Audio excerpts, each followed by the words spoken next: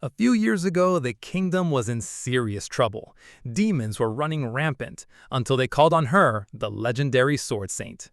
Lisa Balsandra showed up, swung her blade, and sent those demons packing. She received a great sum of money for defeating the demons and decided to fulfill her promise to her comrade. A fast forward to the present, and the main character is Eugene Dawson, a 15-year-old apprentice swordsman. He was trying to catch a hare for lunch, but he missed completely. Now their lunch was out on the run. But Master Lisa arrived just in time. She chased down the hare and slashed it as if it were a monster instead of lunch. Eugene hurriedly went up to his master, Eugene. "Master." Lisa, being the absolute Chad of a teacher she is, told him, "You need to remain calm when hunting or else your prey will run away." His best wasn't enough, and now they had no lunch. Classic apprentice moment. Lisa started giving him the real swordsman advice. She told him not to just step and swing his sword of his arms. There was no need for him to rush things because it was a monster they were exterminating. But while she was talking, Eugene seemed very distracted by the majestic hills sitting nicely right in front of them. Lisa noticed a suspicious stare and gave him the side eye. Eugene panicked and blurted out, "If we take the horn of our prey to the Adventurers Guild, you would get a reward." Nice save. He literally had to slap himself back into focus.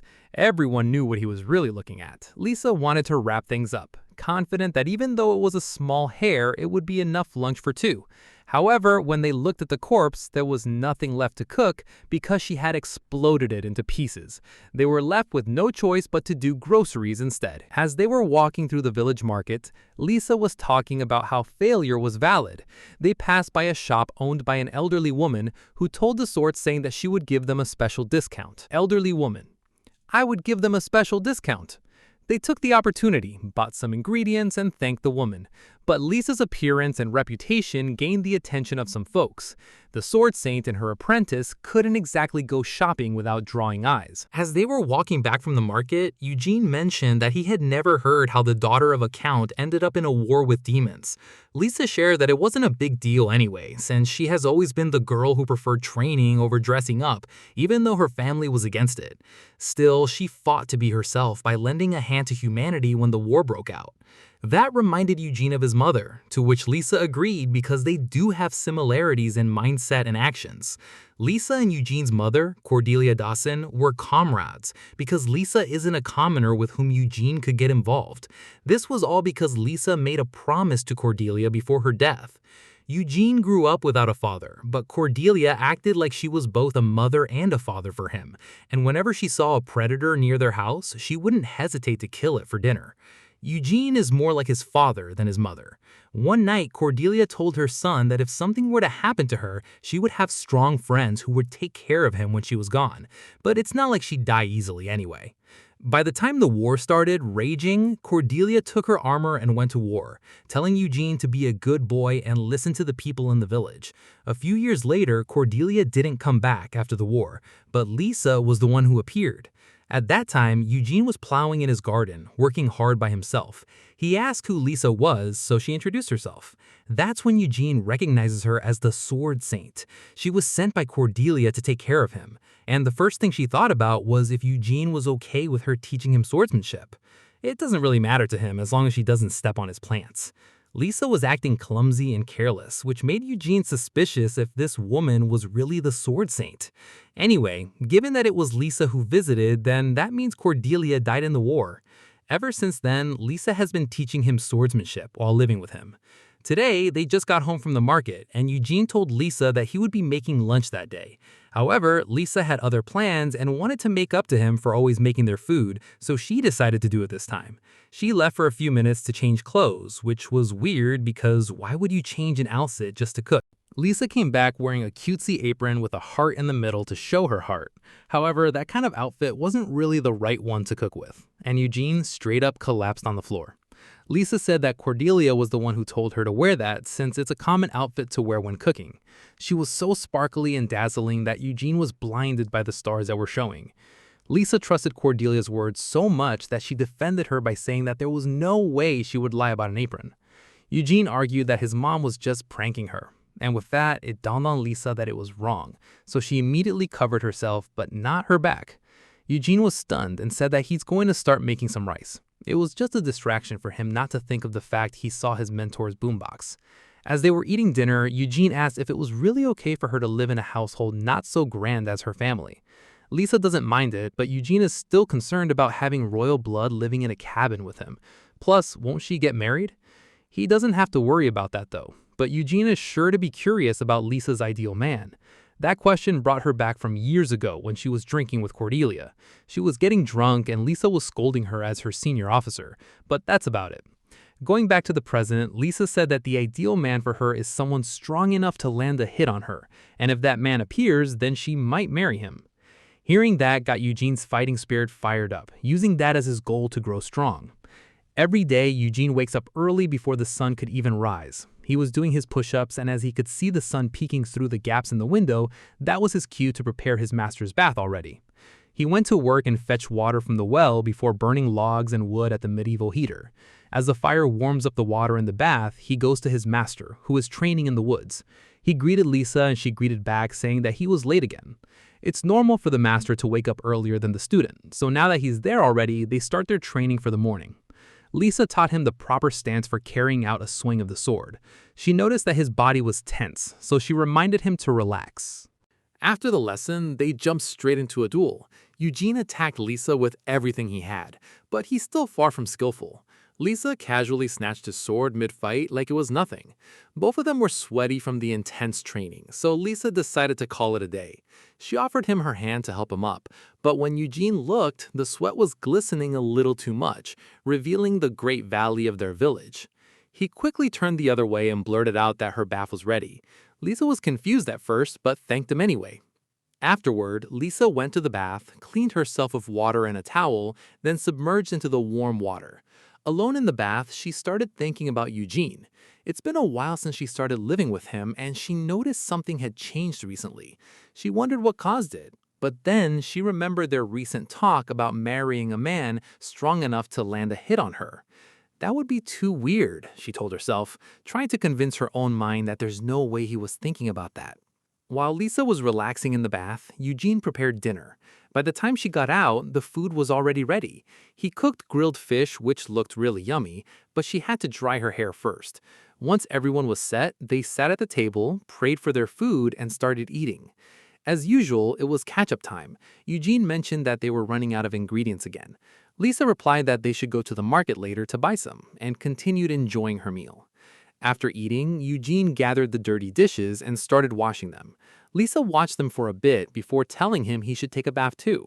Eugene refused, saying she should get some rest first. This made Lisa pout. She's not a child, she can handle chores too. But Eugene just likes treating her like a princess, and honestly, he doesn't mind.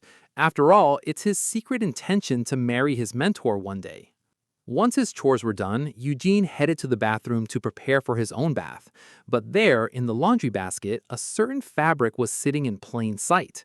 It got him blushing hard with wild thoughts. He is an adolescent after all. Seeing that pair of fabrics made him think about how big those milk armors were, and he couldn't help but wonder what size she was. Eugene had to snap himself back and scold himself for thinking such things. Besides, he shouldn't be thinking like that about his master. People make mistakes sometimes, right? He told himself to pretend he didn't see it. But then Lisa suddenly burst into the bathroom. She was running fast, sweaty, and panting from the sheer shame of leaving her clothes unattended. Eugene denied seeing the pair of clothes on instinct, but there was another distraction that got him blushing hard. Lisa's blindfolded two eyes staring straight at him. Lisa immediately went to the basket and snatched her pair of clothing, but she said, "When have I ever made a mistake?" while looking at him with suspicious eyes and a red face. Eugene had to calm her down and say that she had never made one even though she just did today. But when your master's embarrassed and mad, you lie to keep your neck intact. After that, she burst out running away from the embarrassment while Eugene was left feeling just as awkward. Later that day, Eugene was training alone in the woods. He listed out everything he had already done that day, which was a lot, but his master still hadn't woken up. Worried, he decided to check on her in Lisa's room. Of course, he knocked first before peeking his head in and calling out to her.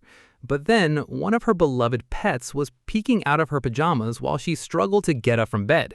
She greeted him good morning, surprised that he was early. Before going out, she stretched her body and said they should get ready. However, her body felt cold, and that's when she realized her big beloved pet was out of the cage and looking straight at Eugene. She turned red and immediately tried to hide, but it was too late. Eugene got the full front view. Salute to this man for not even budging after seeing those wild knockers out of their cage. Lisa wasn't listening to any excuses and told him to get out of her room, which he did, because his master is scary when mad. On the way out, he forced himself to think about training and focus, though part of those thoughts included the possibility of becoming stronger than his master. You could see the determination on his face. He's dead set on landing a hit on her before he tries to hit on her, if you know what I mean. Lisa, on the other hand, was drowning in embarrassment again, but a small part of her mind felt a little something. Ever since then, all of Eugene's hard work every day has finally been recognized. Lisa brought him to the armor shop as a reward, telling him he could buy anything he wanted. As a boy, this was the ultimate freedom. Eugene was amazed looking at the displayed armor, so shiny and grand. He really wanted to try some on, but Lisa suggested he get something light and durable. So he moved to the lighter section, following his mentor's advice. He was busy checking out the displays when Lisa suddenly held his shoulder and pointed at a leather armor. But her milkers made full contact with his arm, causing him to panic. He accidentally let out a weird noise and gesture. Lisa quickly distanced herself and apologized for invading his personal space. Eugene assured her it was fine. He didn't want her to feel bad. In reality, it was more than fine, because her stress balls were so soft and she smelled amazing. That probably fueled them up like some herbal energy boost, you know? Now that the topic was light armor, Lisa went full teacher mode. She firmly told Eugene that as a swordsman, wearing heavy iron gauntlets like the one he was eyeing isn't preferable. They just get in the way and slow him down. That turned Eugene's mood upside down. He pointed out he did say he could choose whatever he liked. Lisa was confused at first, but later admitted her mistake. Quick to forget, aren't you? Eugene muttered under his breath. Lisa wasn't a fan of that, so she gave him a menacing look. Eugene immediately defended himself and denied saying anything, for the sake of his own safety. Lisa pouted and said she was just suggesting some reference as an experienced swordswoman, which made Eugene feel bad, so he asked her what she would recommend for his first armor. Eugene's face lit up with happiness. She's like a total fashionista diva when it comes to armor and combat gear. She felt a bit embarrassed about getting so hyped up, so she calmed herself and started analyzing which armor would be best for a beginner. She mumbled under her breath while going corner to corner of the store, picking out materials that would suit Eugene perfectly. Lisa grabbed tons of stuff, and Eugene had no choice but to let her go wild. She shared that a leather breastplate was the one she used when she first started out, so she was excitedly holding one up. However, the one she picked didn't fit her, and her boom boom was fighting back hard. It was unacceptable for her, so she tried it multiple times, showcasing some serious physics. It even started gathering attention from other customers and the shop owner. Eugene couldn't let his master be shamed any further, so he covered their view and begged her to take it off. Lisa was stubborn and says she almost got it, even though she was clearly struggling. Eugene didn't take no for an answer and grabbed it forcefully. She thought he must have really liked that armor, which made her happy. But in reality, he didn't. He just didn't have much choice because his mentor would sulk if he didn't listen. After that chaotic shopping spree, they went back home, where Eugene tried on the breastplate.